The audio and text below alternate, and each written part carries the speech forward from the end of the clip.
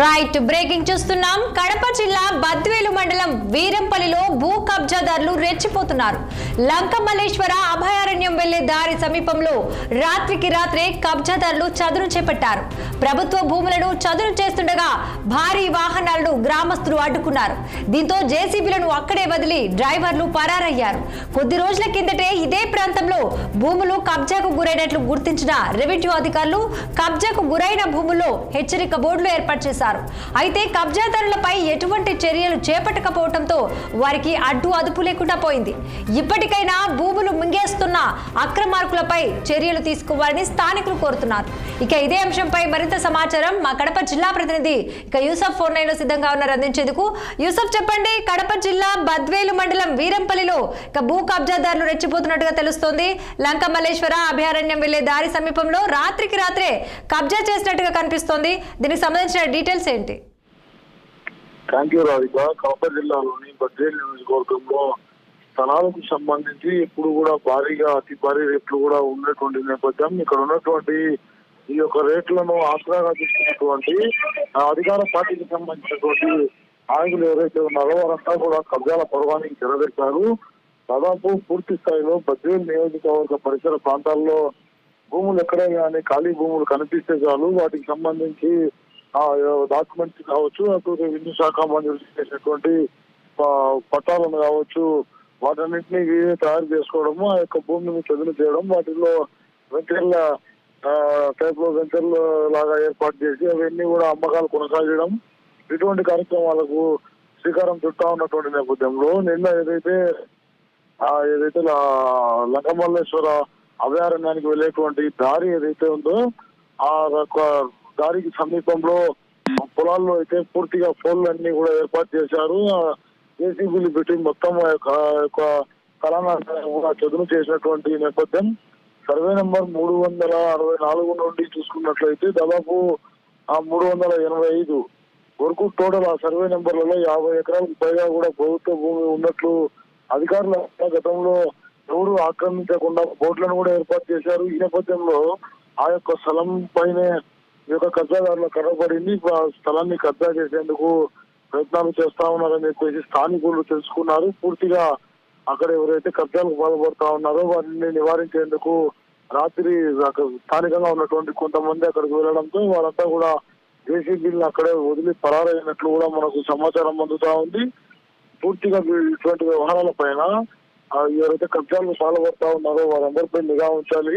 ఒకసారి 2 సార్లు land graphing ఆ కేసులు నమోదైతే తప్ప వీరంతా కూడా మారేటువంటి పరిస్థితి లేదని చెప్పేసి బద్వేలు వాసులంతా కూడా తెలియజేస్తా ఉన్నారు. గతంలో కూడా చాలా వరకు భూములు ఆక్రమణకు గురైనాయి. వాటన్నిటిపైన కూడా విచారణ జరిపి ఉన్నత స్థాయి అధికారులు అవన్నీ కూడా ఆక్యుపై చేసుకోవాలని చెప్పేసి కోరుతా ఉన్నారు. మరోపక్క సిపిఐకి సంబంధించినటువంటి నాయకులు కూడా ఇవాళ ఎక్కడైతే కబ్జాకి ఆ స్థలం గురవుతా ఉన్న ఆ యొక్క స్థలాన్ని పరిశీలించారు.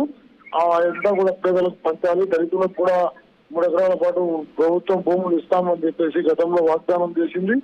వాటన్నిటి కూడా వాళ్ళకి పంపిణీ చేయాలని చెప్పేసి అటు సిపిఐ తరఫున పర్యటించినటువంటి బృందం కూడా తెలిపినటువంటి పరిస్థితిగా కనబడతా ఉంది. రాధిక, యూసఫ్ చూసుకున్నట్లయితే అంటే గతంలో కూడా ఇలా కబ్జా చేసినట్టుగా తెలుస్తోంది. ఆయన కబ్జా చేసినా కూడా అధికారులు దీనిపై చర్యలు తీసుకోకుండా ఉన్నదాని విషయానికి అలా ఎలా తీసుకోవచ్చు? దీన్ని పూర్తి స్థాయిలో ఉన్నతాధికారుల కనసనల్లోనే వ్యవహారం అంతా కూడా నడుస్తా ఉందని చెప్పేసి స్థానికంగా ఉన్నటువంటి వారంతా కూడా తెలుపుతా ఉన్నారు. ఎవరైనా సెంటు కానీ 1-2 సెంట్లు కానీ నివాసం ఉండేందుకు ఏదైనా స్థలాలను ఆక్రమిస్తే వారిపై ల్యాండ్ క్రాసింగ్ కేసు నమోదు చేయడం, వాళ్ళని పోలీస్ స్టేషన్ లో పిలిపించడం, అట్లా జైల్లోకి పంపించడము, ఇటువంటి వ్యవహారాలంతా నడిపేటువంటి అధికార యంత్రాంగం మొత్తం కూడా జిల్లాలో ఈ స్థాయిలో ఆక్రమణలు జరుగుతా ఉన్నప్పటికీ కూడా చూసినట్లు వ్యవహరించడం. మరోపక్క ఇదంతా ప్రభుత్వ భూమి అని చెప్పేసి అక్కడ బోర్డులు ఏదైతే ఏర్పాటు చేస్తారో ఆ యొక్క బోర్డులను తొలగించి కబ్జాదారులు కూడా భూములను చదును చేసి ఆ కబ్జా చేస్తా ఉంటే కనీసం కన్నెత్తి కూడా చూడడం లేదు. శని ఆదివారాల్లో అయితే పూర్తిగా పని చాలా సులువుగా జరుగుతుంది. అధికార యంత్రాంగం మొత్తం కూడా ఎన్నోతే ఉంటారు కాబట్టి సెలవు దినాల్లో అప్పుడు కబ్జాల పూర్వానికి తెరవేపొచ్చని చెప్పేసి వారిచ్చినటువంటి సూచనలు సలహాలు మేరకు వీరు కూడా అటు పూర్తిగా కూడా ఈ యొక్క కబ్జాలకు పాల్గొడతా ఉన్నారని చెప్పేసి స్థానికులు అనుమానం వ్యక్తం చేస్తా ఉన్నారు. కడప జిల్లా వ్యాప్తంగా కూడా ఇదే తంతు కొనసాగుతా ఉంది. గతంలో వైసీపీ ప్రభుత్వంలో ఏదైతే స్థలాలన్నీ కూడా కబ్జా గురయ్యాయో వాటిని తలదండేలా ప్రస్తుత కూటమి ప్రభుత్వంలో కూడా చాలా మంది నాయకులు గ్రాములుగా ఏర్పడి స్థలాలపై ఆ కబ్జాల పర్వానికి తెరవేశారు. పూర్తిగా వాళ్ళు ఆ యొక్క గత ప్రభుత్వంలో సహాయ సహకారాలు అందించారు అధికారులు. అంతా కూడా ఇప్పుడు మళ్ళీ తహసీల్దారులుగా అనేకమైనటువంటి మండలాల్లో బదిలీలు అయ్యి విధులు నిర్వహిస్తా ఉన్నారు. వారి వద్దకు వెళ్లి వీరి యొక్క కబ్జాల పర్వాన్ని కొనసాగించే విధంగా లోపాయిదారి ఒప్పందాలు కూడా కుదుర్చుకున్నారన్నటువంటి ఆరోపణలు కూడా వినపడతా ఉన్నాయి. ఎప్పటికప్పుడు జిల్లా కలెక్టర్ దృష్టికి వ్యవహారాలను తీసుకువస్తా ఉంటే వాటిపై అప్పటికప్పుడే ముగింపు చర్యలకు కూడా పాల్పడతా ఉన్నారు. కలెక్టర్ కూడా ఇలాంటి వ్యవహారాలపై చాలా సీరియస్ గానే ఉన్నట్టు కూడా మనకు సమాచారం అందుతా ఉంది. ఆయన దృష్టికి ఏదైనా వ్యవహారం వెళ్ళినప్పుడు దానిపై విచారణ జరపడం, స్థానికంగా ఎవరైతే అధికారులు ఇటువంటి కబ్జా కోరులతో ఎవరైతే రాజీ అయ్యారో వారందరిపై కూడా నిఘా ఉంచి వారిని చట్టపరంగా వారి యొక్క శిక్ష కూడా అర్హులుగా భావించి వారిపై వేటు వేస్తా ఉన్నటువంటి పరిస్థితి కనబడతా ఉంది. కడప జిల్లాలోని ప్రధాన మండలాలైనటువంటి చింతకొమ్మదిన్న కావచ్చు, ఇటు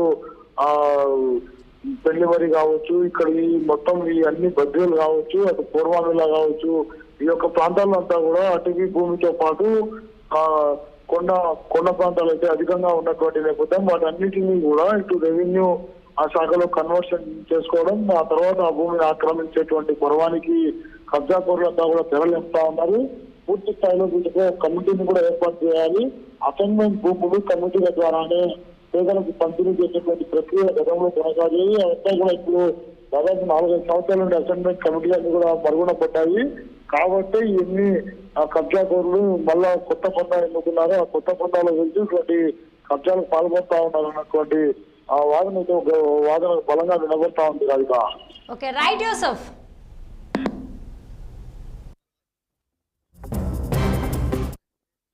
నిలయంగా మారింది.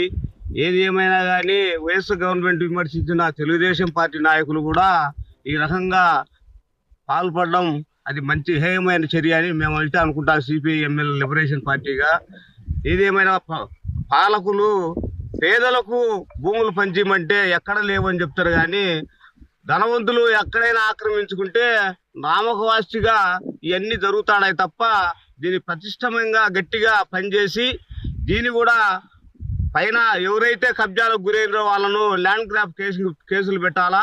వామపక్షాలు ఏమైనా పోయి అట్లా వినగా సూచించినా కూడా కేసులు పెడతాను. మరి వీళ్ళపైన ఎందుకు కేసులు పెట్టకూడదని సిపిఐ-ఎంఎల్ లిబరేషన్ గా డిమాండ్ చేస్తాం. తక్షణం ల్యాండ్ గ్రాపింగ్ కేసు నమోదు చేయాలా. పేదలైనటువంటి చాలా మంది మాలామాదిగలు, ఎస్సీలు ఉండరు. వాళ్ళందరికీ 3 ఎకరాల చొప్పున భూములు ఇస్తే దీంట్లో కూడా ఎవరో కొంతమంది అనుభవంలో ఉన్నట్టు ఉన్నారు. రసాయన పదార్థాలు తిని మూగజీవులు మృత్యు